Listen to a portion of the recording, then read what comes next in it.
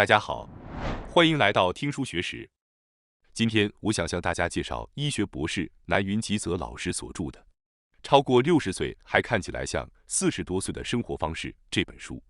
今天视频的内容包括以下3个部分：第一，保持年轻所必须的3个思维方式；第二，超过60岁还看起来像40多岁的秘诀是什么；第三，如何增加年轻因子，您就能迅速变年轻。首先，让我从第一部分保持年轻所必须的3个思维方式开始解释。在日本医学博士南云吉泽老师以保持年轻和充满活力而闻名，他亲身实践了许多抗衰老的方法。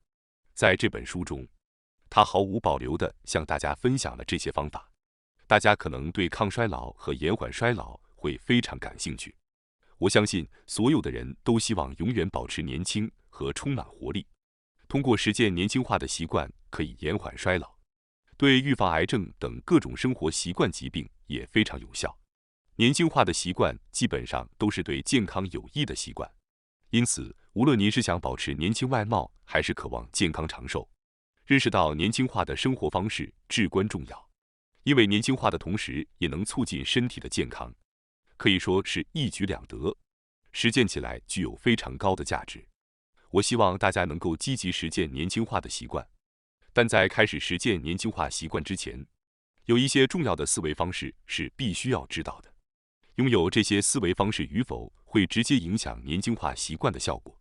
如果缺乏这些思维方式，即使努力实践年轻化习惯，也可能无法获得任何效果，这是非常令人沮丧的事情。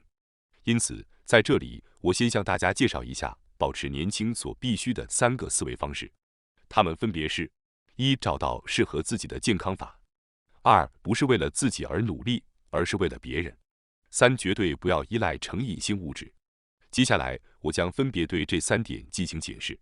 首先是第一个关键思维方式，找到适合自己的健康法。在这个世界上存在着非常多的健康法，但其中既有不切实际的，也有缺乏科学根据的。即使某种健康法有科学依据，也不一定适合每个人，因为我们每个人的体质和性别都不相同，个体差异很大。有些健康法对某些人有效，但对另一些人却无效。因此，重要的是在众多健康法中找到最适合自己的健康法。作者建议按照333的法则来确定适合自己的健康法。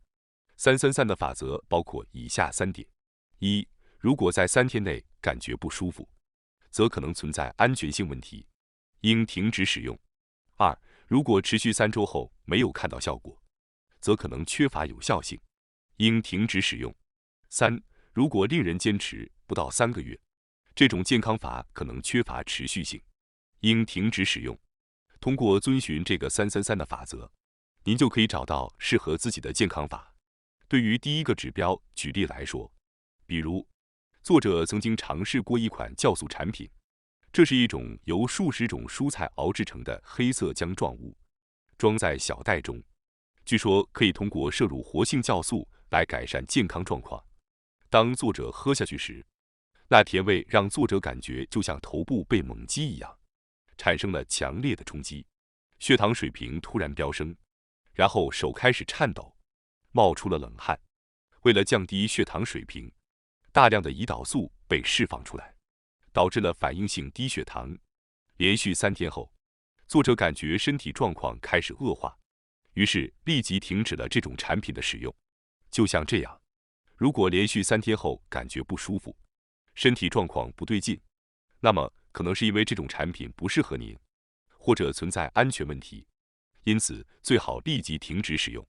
对于第二个指标，举例来说，比如听说清水具有抗氧化作用，因此作者曾经尝试了喝清水，但没有看到任何变化。于是作者连续3周服用了氢补充剂，同样也没有看到任何变化。即使有医学依据支持，但如果对自己没有效果的话，就应该立即停止使用。最后，对于第3个指标举例来说，比如在座的各位中，可能有人购买了跑鞋，想要开始跑步锻炼，但1个月后就放弃了；或者到健身房办了卡，打算去健身，但2个月后就放弃了。又或者在家里购买了悬挂健身器材，但现在只是个摆设而已。这样在3个月内放弃的情况，并不是因为您的意志力不够强，而可能是因为这种方式并不适合您。健康方法应该是对心理和身体负担不大，并且可以持续坚持下去的。由于在这个世界上有许多的健康法，因此我强烈建议使用333的法则来找到适合自己的健康法。接下来是第2个关键思维方式，即不是为了自己而努力，而是为了别人。也许您曾决定过要减肥或者每周至少锻炼3次，但最终都没有坚持下来。为什么会这样呢？也许是因为您只是为了自己而努力。作者表示，为了自己的健康而进行减肥或锻炼是非常困难的，因为我们的大脑不喜欢忍耐。但如果是为了别人的话，我们就能够坚持下去。比如，如果有家人需要我们照顾，或者为了看着孩子或孙子长大，或者为了帮助年迈的父母等等，那么我们就能够努力下去。这是因为在地球上，所有生物的基因中都刻着一个命令：为了保护同伴而战。无论是蚂蚁、蜜蜂还是猎狗，它们都能忍受任何艰难困苦，充满活力地战斗着。你有想要让某人幸福吗？你有想要保护的人吗？为了保护重要的人，让他们幸福，首先您必须拥有健康的身体。因此，通过节食、锻炼，保持身体健康显得尤为重要，这样可以避免生病。为了保护家人，您必须努力工作，确保有足够的收入。而为了努力工作，首要条件就是要拥有健康的身体。因此，健康的饮食和锻炼对于我们具有激励作用。为了别人而努力是一件非常美好的事情，也是一件非常伟大的事情。这样做可以激励我们，使我们更努力地奋斗，同时也会让我们自己变得更加健康和幸福。有人问您是否有想要保护的人或让其幸福的人？如果有，那就为他们而努力吧。然而，也许有些人会说自己还没有这样的人。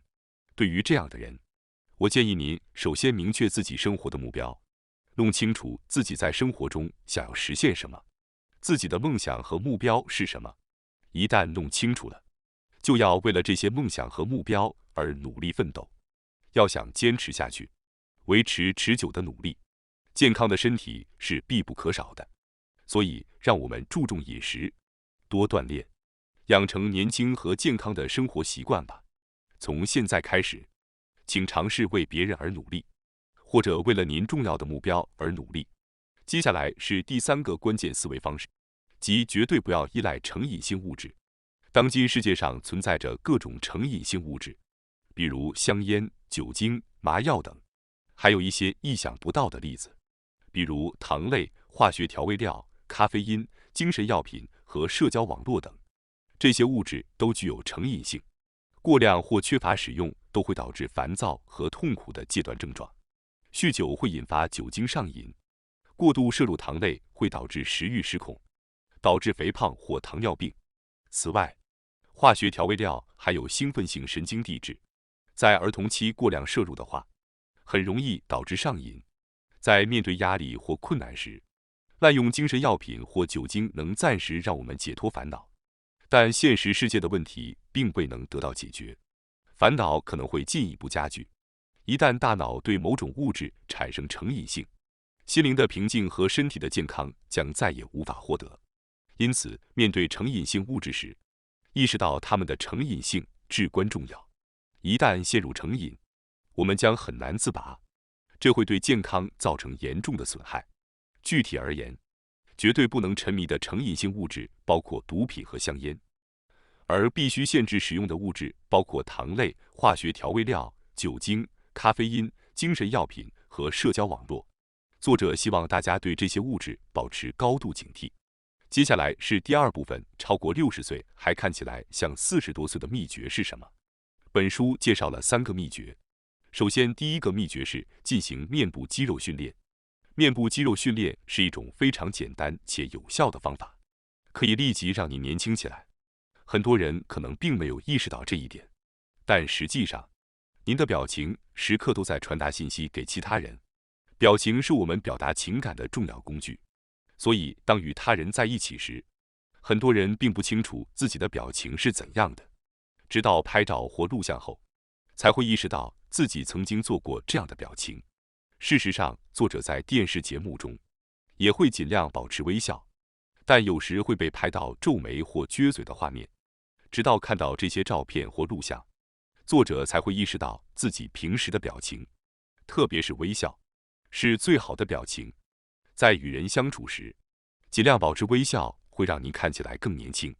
然而，随着年龄的增长，面部肌肉会逐渐衰退，表情也变得难以自如地表达情感。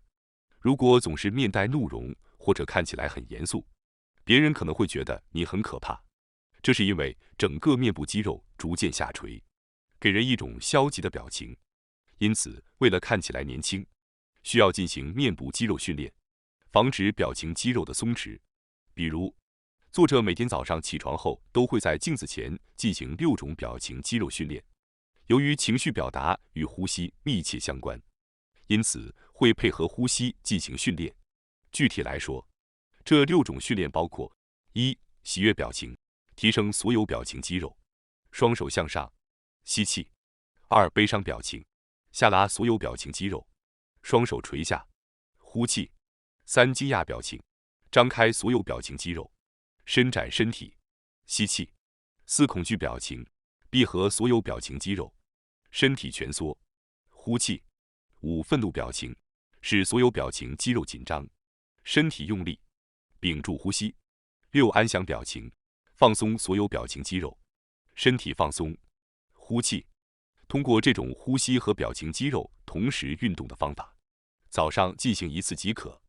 通过坚持不懈地进行这种训练，您将能够自由表达内心的情感，与他人进行更轻松的沟通和信息交流，压力也会逐渐减少。通过锻炼面部肌肉，用表情来传达自己的情感，生活会变得更加舒适，你也会成为一个更富有感情的人。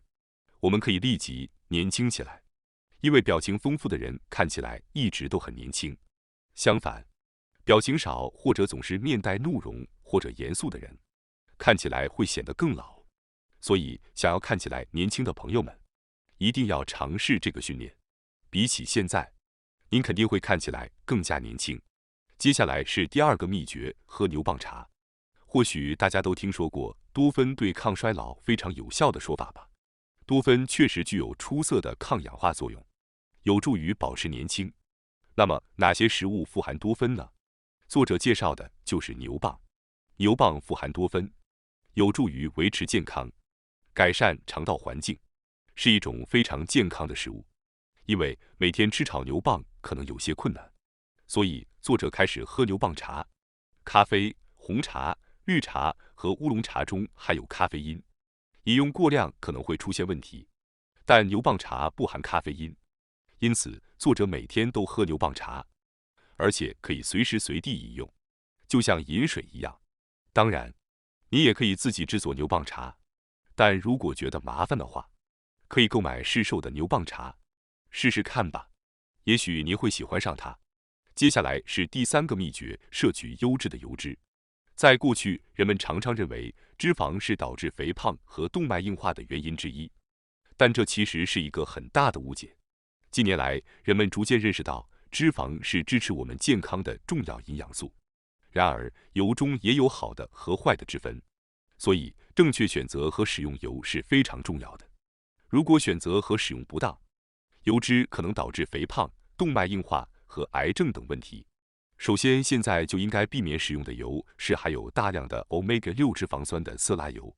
有些色拉油中含有大量的 Omega-6 脂肪酸。Omega-6 脂肪酸因其引发炎症而闻名，这种炎症可能导致过敏、癌症、糖尿病和抑郁症等疾病。此外，Omega-6 脂肪酸也可能成为心肌梗塞和脑梗的诱因。正如作者在本书中指出的那样，癌症、脑梗塞、急性心肌梗塞、糖尿病和精神疾病等日本5大疾病都与 Omega-6 脂肪酸有关。同时，炎症也可能导致动脉硬化。因此，一些油品制造商已经开始减少 Omega-6 脂肪酸含量高的油品的生产。此外，不仅仅是沙拉油，您平时使用的调味酱也需要注意，因为市售的调味酱中也含有大量的 Omega-6 脂肪酸。作者建议在沙拉上使用亚麻籽油、芝麻油等高质量的油和醋，来代替市售的调味酱。接下来，我想介绍一些应该积极摄入的油。在本书中，作者特别强调富含 Omega-3 系列脂肪酸的油，如亚麻籽油、芝麻油等。大家一定要确保充分摄取这些高质量的油。如果从食物中摄取的话，建议食用鱼类或草饲牛肉。接下来是第3部分，如何增加年轻因子。首先，我先给出一个结论：可以减缓老化速度的物质就是线粒体。我相信很多人对线粒体和老化之间的关系并不了解，所以希望大家能够一起来学习。听到线粒体这个名词，您可能只会想起学生时代生物课本上那种绿色虫子般的形态，但事实上，线粒体对于抗衰老至关重要。线粒体在细胞内产生细胞活动所需的能量 ATP， 它们利用氧气和营养物质作为原料。线粒体可以被称为细胞的能量工厂或细胞的发电所。我们体内的许多细胞都依赖线粒体产生的能量来制造新的细胞或修复受损的细胞。如果线粒体功能衰退的话，就会导致能量不足，无法制造新的细胞或修复受损的细胞，细胞就会老化。换句话说，我们只要保持线粒体功能或增加线粒体数量，就可以减缓细胞的老化。最新的研究表明，线粒体不仅可以减缓老化的速度，还能够起到另一个极其重要的作用，那就是杀死癌细胞。癌细胞会不断在人体内进行细胞分裂来增加数量，而线粒体会抑制癌细胞的分裂，最终导致癌细胞的死亡。要预防癌症，我们就要增加线粒体的数量。那么，如何增加线粒体的数量呢？答案就是与氧气一起让脂肪燃烧，这样一来，线粒体的数量就会增加。那么，什么时候脂肪会燃烧呢？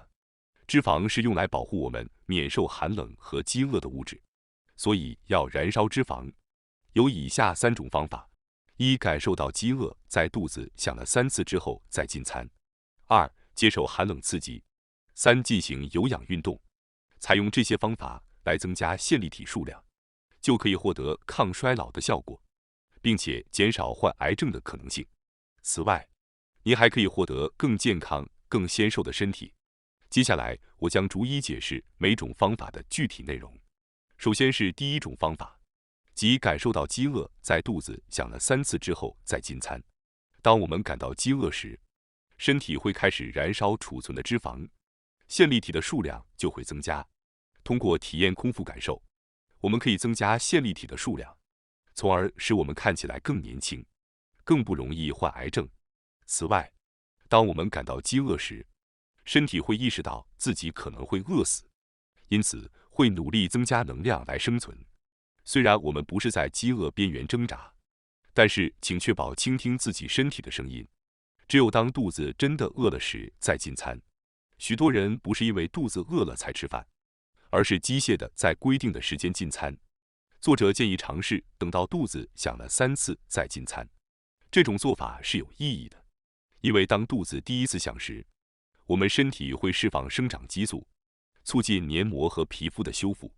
当肚子第2次响时，我们的 sirtuin 长寿因子会活跃起来，进一步促进细胞年轻化。最后，当肚子第3次响时，从脂肪中释放出的一种叫做脂连素的激素会使血管年轻化。因此，不要等到感觉饿了才吃饭，而是在肚子咕咕叫了3次后再进餐。大家可以试试这种方法。另外，偶尔只吃1餐，或者只在周末尝试进食，定期体验饥饿感也是可行的。接下来是第2种方法，即接受寒冷刺激。当我们身处寒冷环境中时，身体会感受到寒冷。如果持续下去，身体会判断需要能量来维持生命，因此身体会努力增加线粒体数量，产生更多的能量。例如，在冬天少穿一些去户外运动，或者洗30秒的冷水澡，或者参加游泳等运动，都可以给线粒体带来寒冷刺激。接下来是第3种方法，即进行有氧运动。通过有氧运动，我们可以增加线粒体的数量，因为线粒体负责产生能量。如果您长期不运动，身体就会认为不需要产生能量，因此会减少线粒体数量。这也是为什么不运动会加速老化和身体功能衰退的原因之一。相反，通过定期进行有氧运动，您的身体会逐渐适应，并且会感觉越来越轻松。这是因为线粒体的增加使您能够产生更多的能量。虽然最初可能感觉运动很辛苦，但只要知道辛苦只是一时的，随着运动的进行会越来越容易，那么您就有可能坚持下去了。希望我今天分享的内容能够对大家有所帮助。感谢大家收看今天的节目。如果你喜欢我们分享的内容，记得点赞、订阅并开启小铃铛通知，第一时间获取我们的更新。在下次的节目中，我们将继续为大家分享更多有益的书籍。再次感谢大家的支持，我们下期再见。